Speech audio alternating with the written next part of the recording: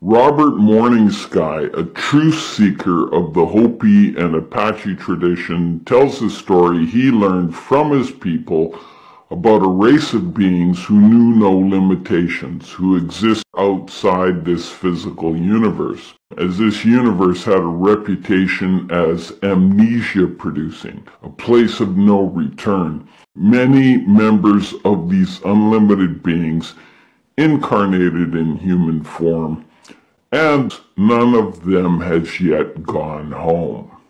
So, is Earth a spiritual lesson school where souls come down here to learn beautiful spiritual lessons, or is it a soul trap?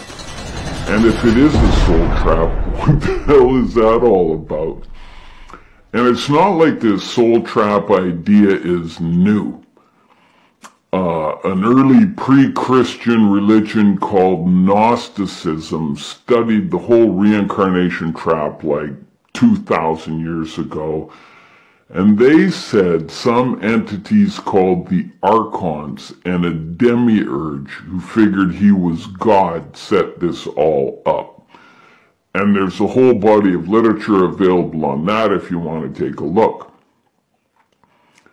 But one of the big questions for me is, what would be the benefit for these Archons if this is in fact what is going on? And for the answer to that question, we have to look no further than Robert Monroe of the Monroe Institute, who said not only are we on a prison planet, but the Archons use human beings like a kind of livestock, because we generate something he called louche energy. And apparently we generate this energy when we're in a low vibratory state like depression or anger or other negative mind state. And this louche energy is apparently food for the Archons, or it has some other value. Which got me wondering if anything like this could really happen on Earth. And lo and behold, I came across this video clip of ants and aphids that kind of illustrates the whole point. Which is used in the domination of the aphids. Never would you expect such a bizarre and devious thing going on in your garden, but ants use chemicals on their feet to tranquilize and subdue aphids, which allows them to harvest them for food. New research shows the chemicals in ants' footprints will not only tranquilize but inhibit the ability for aphids to regrow their wings. Now, we already knew that ants use the chemicals on their feet to mark their territory, but ants will also mark leaves or a stalk of a plant. And as the aphids land on it, they will become tranquilized, to which the ant will march over and clip their wings, preventing their escape. The aphids, almost acting zombie-like, will get to work sucking juice from the kale, filling their body with honeydew. This honeydew is then excreted by the aphid when the ant strokes the back of the aphid, to which the drop will appear. The honeydew aphids produce will become the primary source of food for the ants, with the odd whole aphid thrown in there as a meal to mix it up. And it's so amazing that the ants have a way of putting the aphids in a zombie state. I'm not sure if you've noticed how people are behaving lately, but there may be a parallel to that. Anyway, in Monroe's scenario, souls are trapped, mind-wiped, and perpetually reincarnated back to Earth to generate more louche energy. And once I started exploring this line of thought, it's not just Monroe and Gnosticism.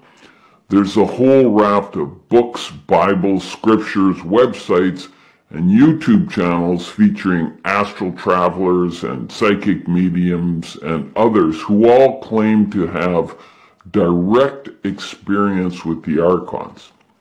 And I personally ran into what I called the gods of chaos in an ayahuasca ceremony, and those guys pretty much fit the description.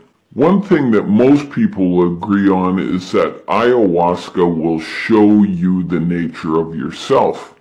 You may also get an education into the nature of what we call reality on this planet.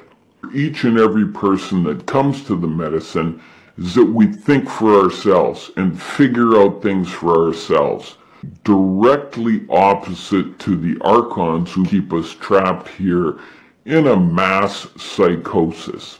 If the earth is some great spiritual lesson factory, what's the result of it? I mean, human beings have been on this earth for what, 250,000 years? So where's the progress?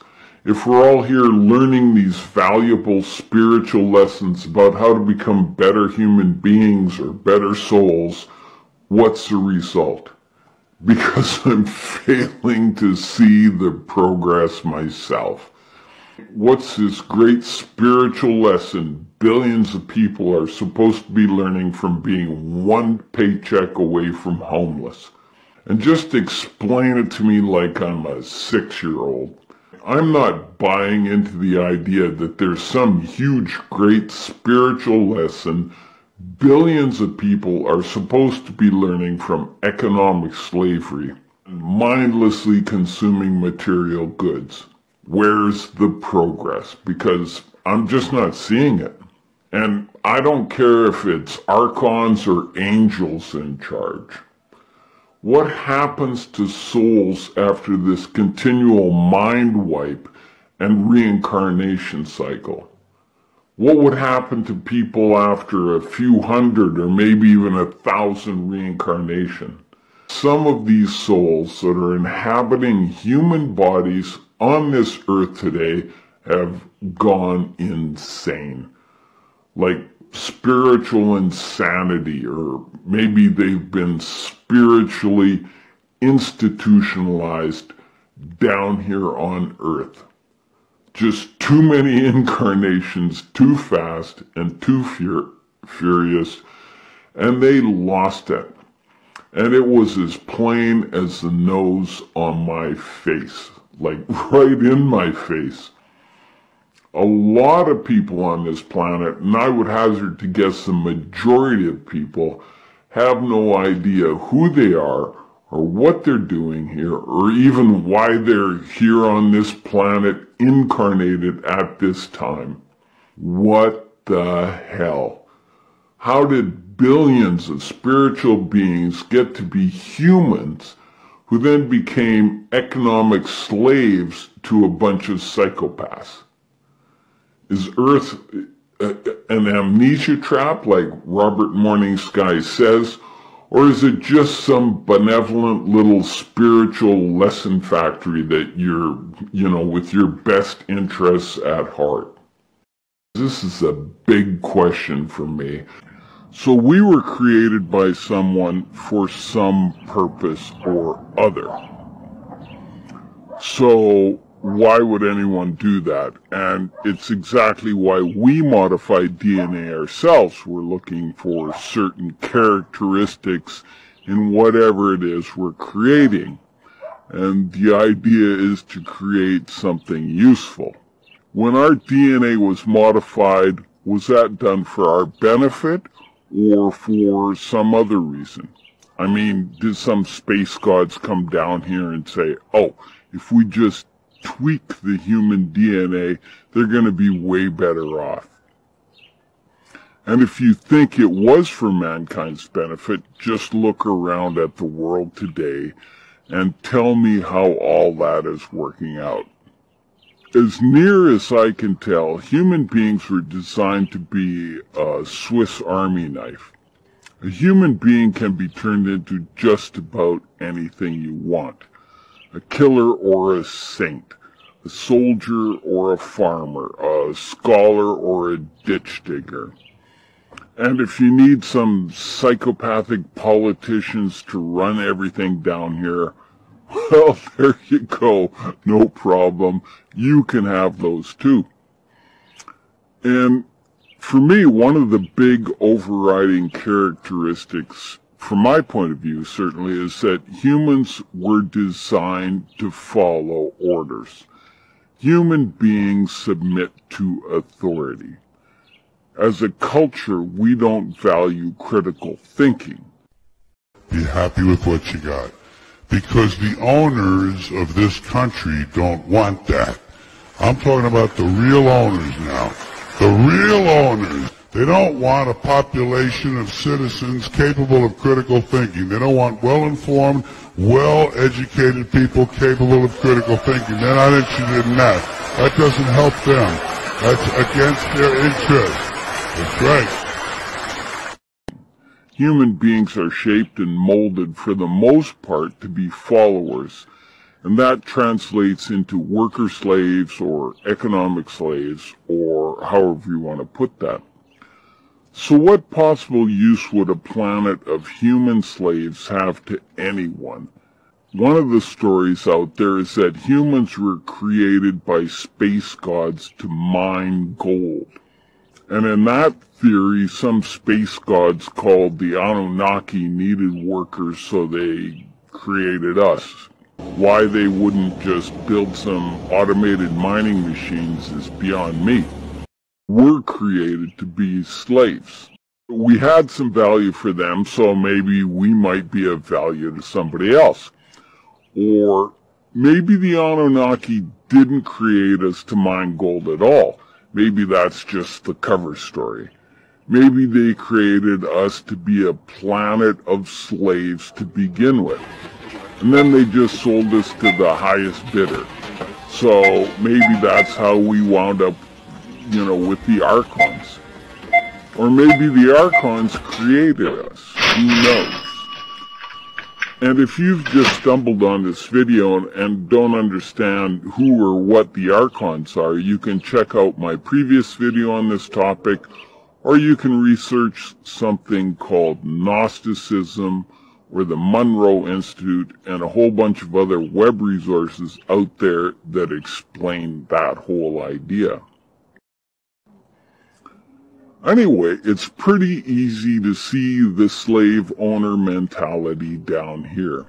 The British Empire was built on slave labor, and the United States Empire currently depends on worldwide economic slavery. Since the beginning of civilization, post-hunter-gatherers, slavery has played a huge role in society, from the building of the pyramids in Egypt to indentured servitude in England. In fact, at the turn of the 19th century, an estimated 3/4 of the world was trapped in bondage against their will, some form of slavery or serfdom. As with the Arab slave trade, the source of slaves was, once again, sub-Saharan Africa.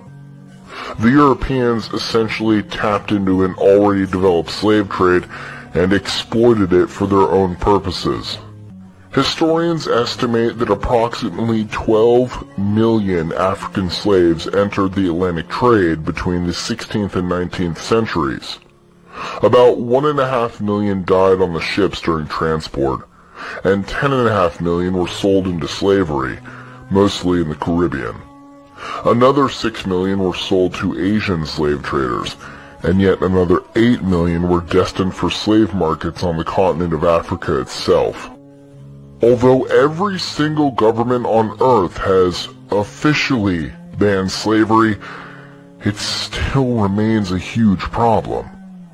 There are actually more slaves in the world today than ever before. People can somehow get out of this system. If we learn everything we're supposed to know and we get everything right and blah, blah, blah, off we go. But we never seem to get it quite right, do we? We always have to come back and do it all over again for some reason or another.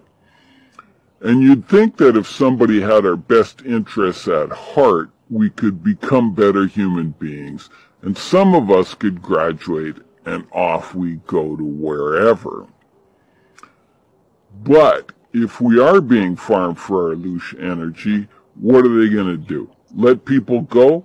You don't leave the gate open for the chickens to get out of the chicken coop, from what I can see. And with our genetic makeup, we're pretty much trapped in this system for a whole bunch of different reasons, too numerous to get into in this little video. And if mankind ever did make it to the point where we could collectively fulfill our human potential, I would think that they're gonna wipe us out and start the whole thing over again. So it seems to be our owners are not going to let us escape very easily.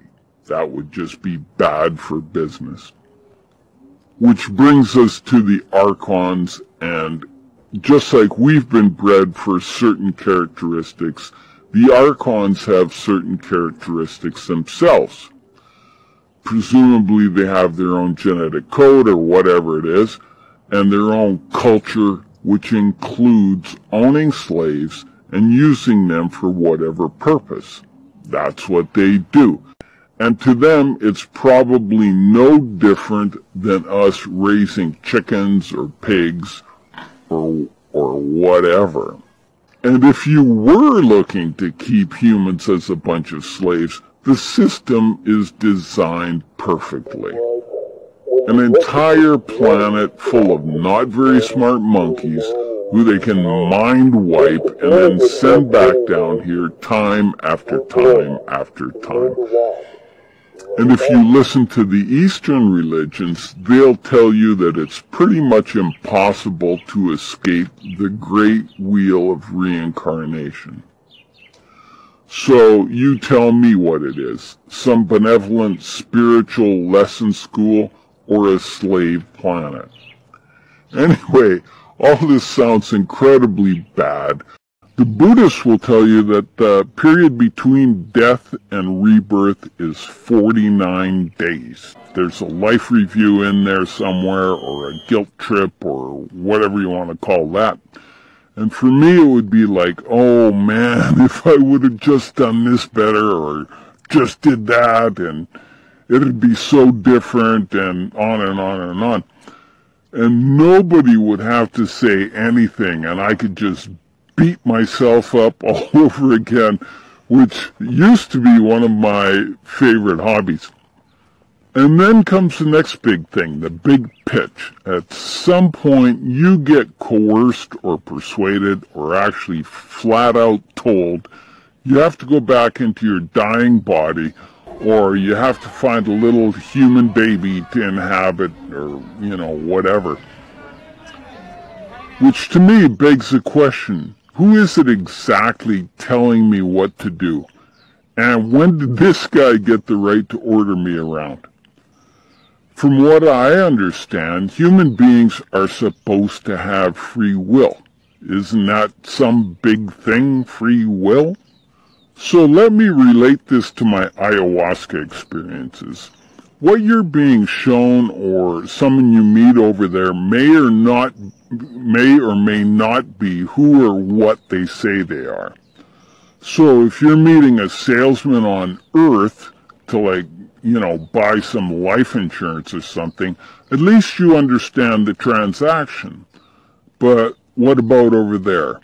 Did somebody over there explain to you how all that works, other than that you're going to be given amnesia and you're going to learn some big spiritual lesson? And the other thing I was told, when you meet someone or something over there, you should always ask the question, who are you and what do you want? And if you don't get a satisfactory answer, I'd be very leery about whatever it is, because if somebody can't explain who they are or what they're doing, well, why not? Why can't they tell you? So for me, things over there aren't always what they seem to be. It's a thought realm. Your thoughts create things. Somebody who knows how to manipulate things over there can show you all kinds of stuff. And it's almost like the great and powerful Wizard of Oz. We've done what you told us. We've brought you the broomstick of the Wicked Witch of the West. We melted her. Oh, very resourceful. Yes, sir. So we'd like you to keep your promise to us. I'll have to give the matter a little thought. Go away and come back tomorrow. Tomorrow? Oh, but I want to go home now. You've had plenty of time already. Yeah. I said come back tomorrow. If you were really great and powerful, you'd keep your promises. Do you presume to criticize the great Oz? You ungrateful creatures think yourselves lucky that I'm giving you audience tomorrow instead of 20 years from now. Oh. The great Oz has spoken. Oh. Pay no attention to that man behind the curtain. So who is that's really standing in front of you? Your dad or your grandma or the Wizard of Oz? Or you're just so emotionally invested in seeing whoever it is, you just believe it all. Somebody said, oh, I'm your dad, and he looks and talks like my dad and knows all about my life. It'd be pretty easy for me to buy into that whole scenario. And if you're trying to get somebody to do something, just give them an emotional reason. It moves mountains. So I'm asking myself, is this some big light show being put on for our benefit? Some Wizard of Oz song and dance? So I can't remember the last time I died and went through all this. So what story did I get told the last time? And isn't that convenient for whoever is telling you to come back down? That you can't remember the last time you talked to him. You're not playing with a full deck. It's amnesia. You have no reference point. What was the point of learning all those great spiritual lessons if you can't remember them? It just makes absolutely no sense. So here's a little thought experiment for you. If I told you that you go into that building over there right now and somebody would wipe your mind and give you amnesia, and then you could go learn some great spiritual lesson you need to learn, would you do it? Would you deliberately forget who you are and what you've already accomplished in this life and try to figure everything out from square one? And I've read stories about people who get amnesia from head injuries or accidents or whatever, and that's no joke. These people suffer. Their families suffer. And not everything over there has your best interests at heart. But also that the only way that thing could have done anything is if I gave it permission. And this permission idea seems to be a common characteristic for astral travelers and shamans and other spiritual practitioners. They all seem to agree that the only way that somebody over there can do anything to you or with you is you have to give them permission. You have to agree to whatever it is. So if you're being told you have to reincarnate by God or whoever, ultimately it's your decision. We do have freedom of choice. And apparently even religions down here will tell you that. So which one is it? I have to obey, or I have freedom of choice to do what I want to do. So if I wanted this demonic energy, or whatever that was, I just had to tell this thing, yeah, sure, give me that energy. And then who knows how that would have played out, or what I would have given up in exchange for this energetic gift. Anyway, there's some crazy shit going on down here, and not all of it is designed for your benefit. So is it possible there's archons harvesting your louche energy while you're down here on Earth, and they operate a reincarnation trap? While you have amnesia? From what I've seen over there, and some of the different places I've visited, I certainly wouldn't rule it out. In fact, it almost seems pretty mild to me, and I could tell you some stories about that. So if this is a slave planet, what's the product? If you're keeping slaves down here, there's got to be a reason. What are they doing with all of us? And I may just have an answer to that question. Just listen to this audio clip. And this is a guy by the name of Jim Sparks talking about his multiple alien abductions on the Coast to Coast radio show. And it's just unbelievable. Just listen to this. Something that they do too, which would be sexual energy. Yeah, I had a feeling that's where you were going. They can take any kind of human energy and store it. He was talking about his multiple alien abductions. So maybe first thing, let's talk about alien abductions. People get abducted, they get medical exams, or they get milked for sperm, or they get impregnated, or whatever. And then they get their memories wiped, and then they get sent back down here. And some people get hypnosis to unlock their memories, but Jim says he remembers everything about all of his many, many abductions. And he even wrote a book about it, which is still on Amazon from like 2006 or 2008, like the second edition. And what is this book called? The Keepers. So how did that book get that title? Who's keeping who exactly? Anyway, for me, this is where things get very, very interesting. Because what Jim is explaining to me could be human emotional drug trafficking for aliens, or something along those lines. Jim says that aliens can store human emotions. The Gnostics have been saying for 2,000 years that humans were put down here to generate louche energy. For who? The Archons or the Keepers? And now we find out that they can store it, put it in a bottle or a pill or whatever. And then what happens? He says they barter with it. But what if it's a little more valuable than that? There's like 7 or 8 billion people on planet Earth. So just think of the raw human emotional energy being generated day in and day out. So what are they doing with that? Putting it on the alien black market?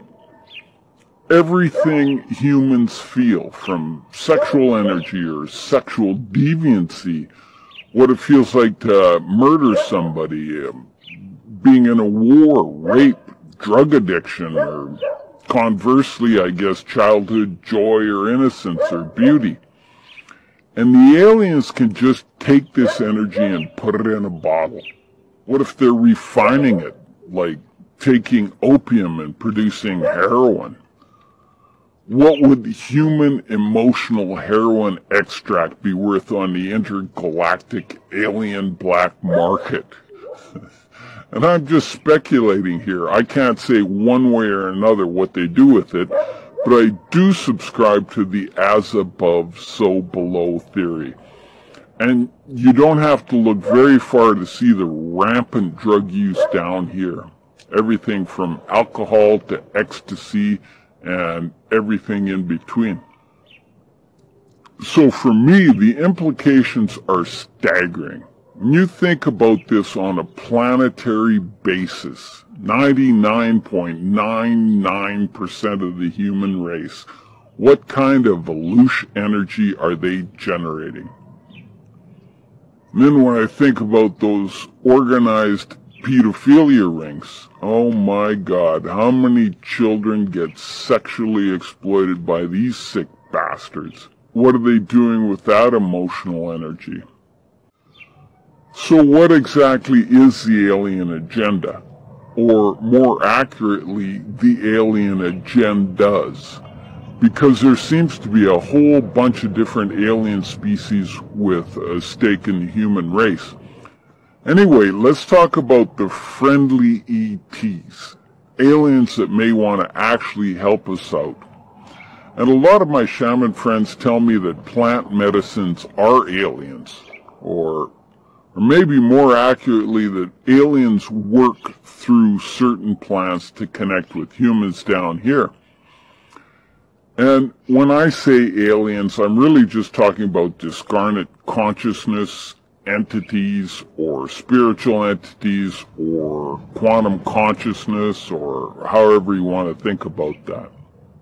So how do the plant medicines actually work down here? And from what I can see, entities need a way to work in this dense physical plane. They need to connect to something physical down here in order for that to happen. So the aliens who want to control the human population influence things by working through a political or a banking system down here, and they align themselves energetically with the human psychopaths that control that whole system, or just people motivated by greed, and they start influencing that whole mindset. And when I talk about people aligning themselves, you don't need some satanic ritual or whatever. You just have to be in basic agreement with whatever that culture is or the thought process are. And if your thoughts are in agreement, that's a vibrational link, for lack of a better term. Even if people are not aware of it, the lines of communications are open. You can make a call. So on the other side of the fence, is the plant medicines. If you're aligning yourself with that energy, you're opening up the lines of communication on that side. You can't have us just wandering off the reservation after we die. Reincarnation is protecting the alien investment in their little slave planet down here. I mean, if the ETs are just benign spiritual beings helping us out, what's the problem? Why can't they just tell us what they're doing? Why do I need to be mind wiped after I supposedly learn all their lessons? Is there any school out there where you're supposed to forget what you've learned? That would seem to be counterproductive, wouldn't it? It would be like going to class and learning some basic math one day, but tomorrow you won't remember it, and then we'll move on to algebra. Where's the progress? So just look around at the world today. Where's the human progress? We're not evolving, we're devolving. And I know this sounds bad, but if I've learned anything with ayahuasca, you have to do your shadow work. We have to look in the dark corners and define the problem before we can find a solution. And awareness is the first step. So hopefully we're becoming more aware. So let's talk about the loosh. And apparently this loosh energy is very valuable. But it's also kind of rare in the universe, and it takes a lot to just randomly find it. So somebody had the bright idea to produce it artificially, and for that they needed a garden. And I'm thinking the Garden of Eden myself. And then they created some creatures that could produce the loosh, which was a big experimental process apparently. And this is what Monroe says about that. And he's using some shorthand in the book to convey some meanings, which I've tried to explain. Anyway, here's what he said. Someone, somewhere, or both in millions or uncountable, requires, likes, needs, values, collects, drinks, eats, or uses as a drug a substance ident called loosh. This is a rare substance in somewhere, and those who possess loosh find it vital for whatever it is used for. Faced with this question of supply and demand, a universal law of somewhere, Someone decided to produce it artificially, so to speak, rather than search for it in its natural form. He decided to build a garden and grow loosh. And as they were experimenting and fine-tuning the garden, they found out another very important thing. Conflict, either physical or mental, causes the best loosh production. And not only that, but the longer the struggle, and then if whatever it is dies in the process, a whole bunch of very good quality loosh gets produced. So if a lion kills a gazelle, or a killer whale kills a seal, or a cat plays with a mouse before it dies, the loosh is better quality. So anyway, after this resounding success at setting up this garden, whoever created it set up a management group to make sure the loosh keeps flowing. And Monroe called these guys the collectors. And as I previously thought, periodically the collectors will engage in mass slaughter to accomplish a couple of things. One of them being a big loosh harvest, and the other thing being a rebalancing of the garden itself. Back to square one, as it were. Anyway, after a lot of trial and error, they also created the best loosh producers. And you guessed it, that's us. Human beings were genetically designed to produce a loosh. And the very thing that makes us human is what makes us so good at producing a loosh. It's a byproduct of our emotions. It's the reason for our genetic makeup, which to me just explains so much about human beings. Anyway, this is what Monroe said produces the loosh. The most common have been named love, friendship, family, greed, hate, pain, guilt, disease, pride, ambition, ownership, possession, sacrifice, and on a larger scale, nations, provincialism, wars, famine, religion, machines, freedom, industry, trade, to list a few. Loosh production is higher than ever before.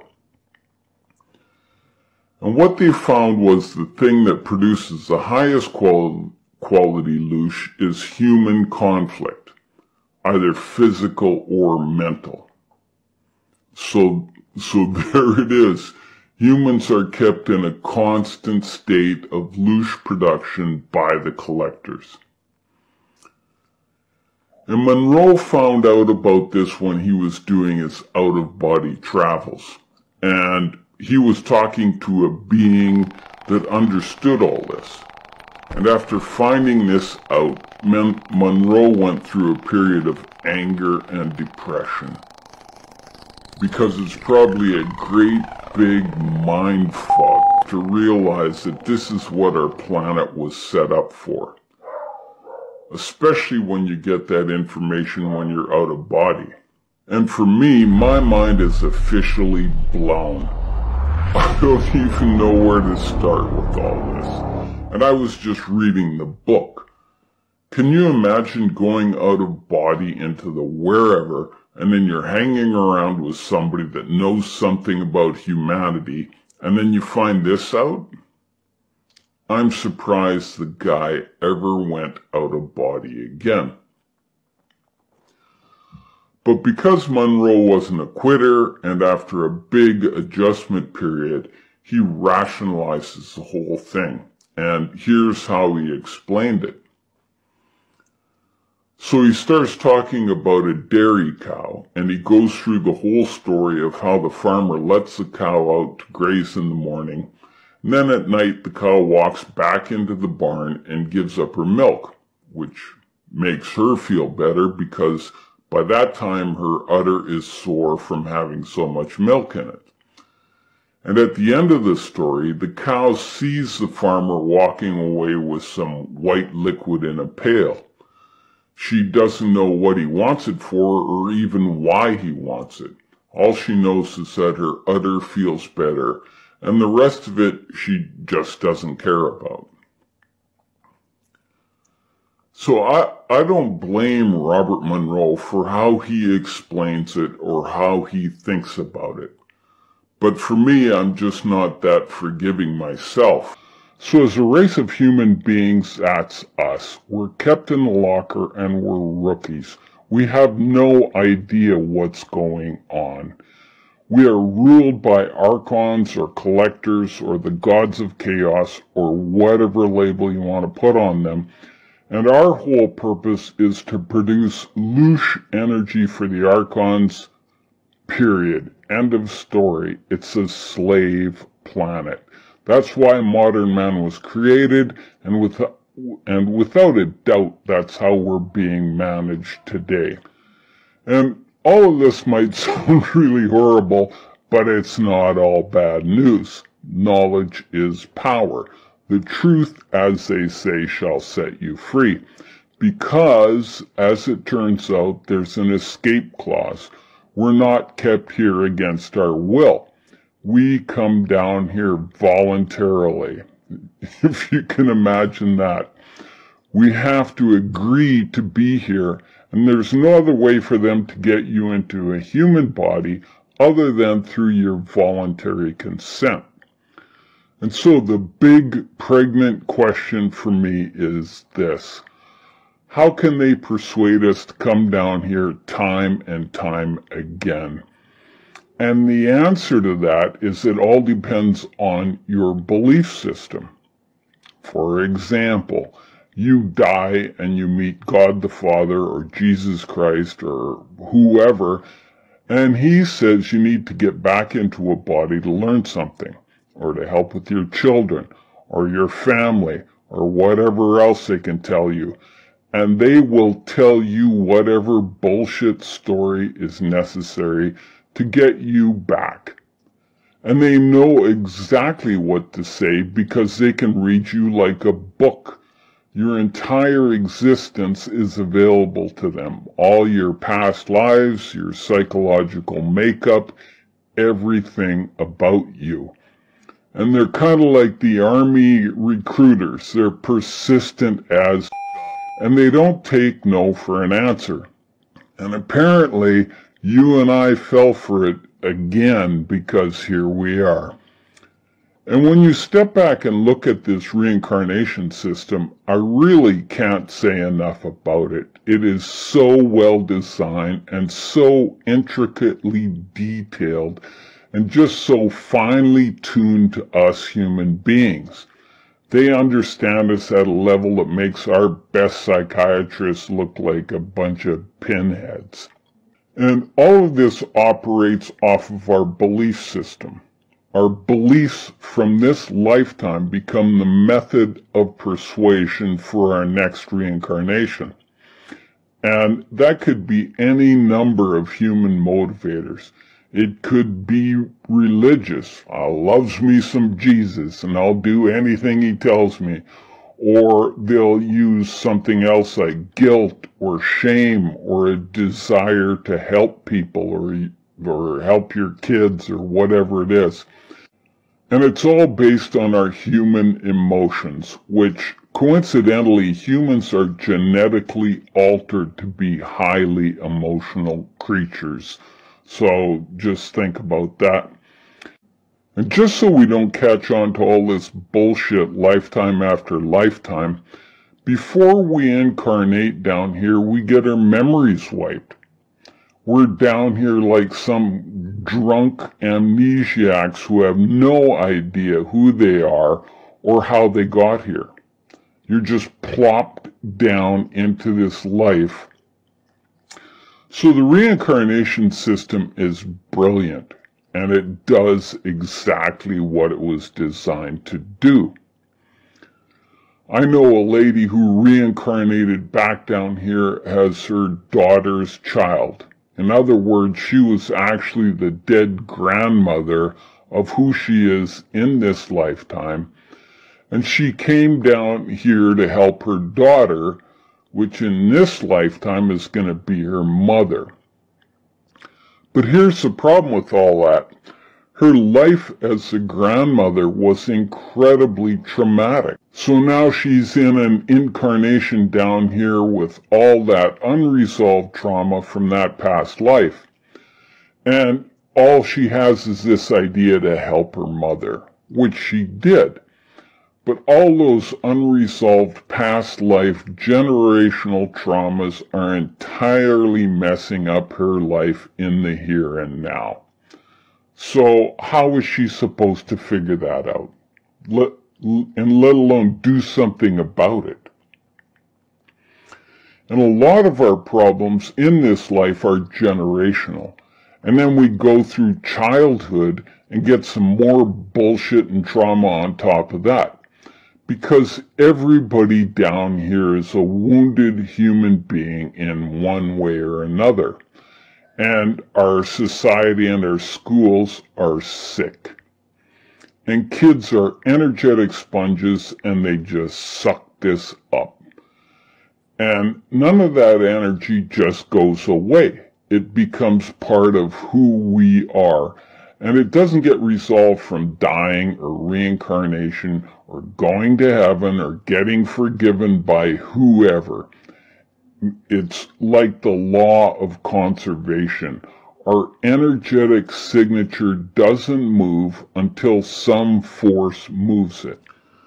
So let's talk about a human being's basic drives.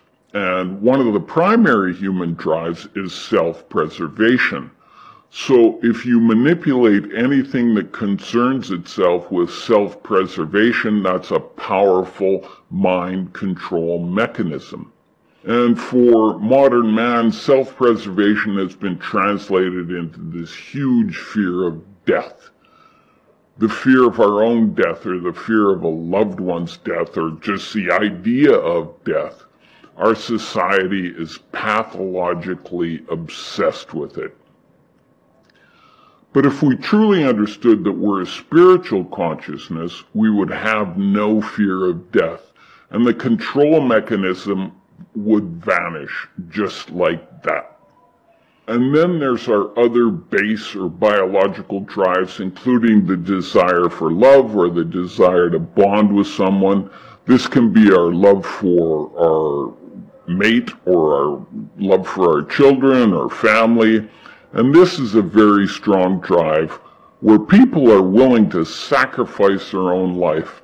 And it's no different than a female grizzly bear risking her life in defense of her cubs against a much larger male. That's how strong this is. There's also other things like the drive for pleasure, sexual experiences, and other pleasurable activities, and of course all the negative human emotions that can also become control points, like greed, envy, jealousy, shame, recrimination, anger or resentment, or tribalism in all its many forms, all of which allow humans to be easily manipulated if you know what you're doing. And these drives are so powerful, you can actually turn any garden variety human being into a monster. Just look up the Milgram shock experiment, where Stanley Milgram famously found out that people will give what they think is a fatal shock to a stranger because someone in authority told them to. Or the Stanford prison experiment that turned college students into brutal prison guards. And that particular experiment has played out in all kinds of real-life situations that we're seeing today. Or the Ash conformity experiment. And all of these deal with a branch of psychology called behavioral psychology, and on a large scale or a societal scale, something called social engineering. And over our lifetimes, these instinctual and emotional drives make a huge imprint on our spiritual consciousness. We get caught up in the drama of being a human being. and our biological imperatives turn into spiritual brainwashing. I have to get back down here. My babies need to be protected. The enemy needs to be killed. I want to have an intimate relationship. Our spirits don't remember who they are as spiritual beings. And dying and going to the non-physical world doesn't mean you just automatically figure all this out. There's no great wisdom or suddenly we understand this great charade. In fact, far from it. We are who we are, and we think we know what we know. And if we're convinced that we're here in some great spiritual lesson school, then we buy into the whole idea. And when you die, that's exactly what it's presented as. So we just buy into it. And if whoever is in a position of authority says we have to get our mind wiped to get back down here and get the job done, I guess we have to get our minds wiped, right? So we're like, okay, give me the mind wipe, and I'll see if I can get it right this time. And off we go on another adventure on slave planet Earth. Let me give you an example. Let's say you woke up in a hospital bed this afternoon, and there's this strange woman or man or whoever that says, "Oh, darling, you're finally awake, thank God," and they throw their arms around you and start crying. But you don't know who you are or who this person is or how you got into this hospital bed. And the only people you can rely on to tell you who you are these people who say they know you. And maybe they have photo albums or whatever with your pictures in it, but you have no memories of that. So what are you going to think? You must be whoever they say you are.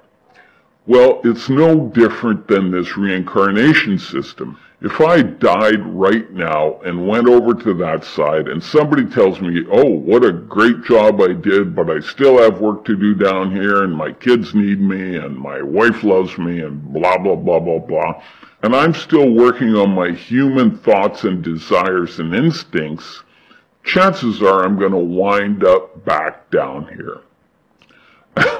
And then it's like just step into the reincarnation machine, and it is a machine.